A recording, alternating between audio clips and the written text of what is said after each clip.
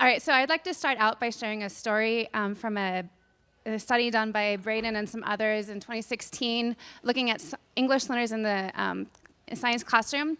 And so a researcher was talking to the student named Hector, asking him what he liked about science. And Hector loved science. He thought it was awesome. So then the researcher asked if there was anything he didn't like about science. And he said it was the big words that were in the textbook as well as used in the classroom that made it difficult for him to understand what was happening in the class and being able to follow along.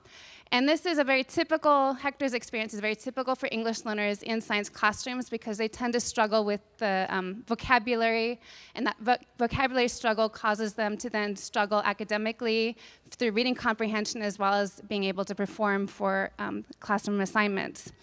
And so for my study, what I was looking at is how students in high track classrooms as well as low track classrooms, and track refers to ability grouping that's typical in secondary schools, how students perform based off of science anxiety, science self-confidence, academic vocabulary, as well as science vocabulary, and how that affects their science reading comprehension as well as their science end of unit test performance.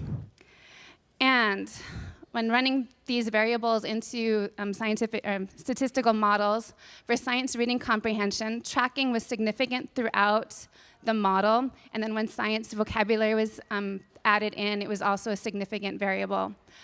For end of unit test performance, tracking started out as a significant variable, but as other variables were added into the model, tracking lost its significance and science vocabulary was the only significant variable.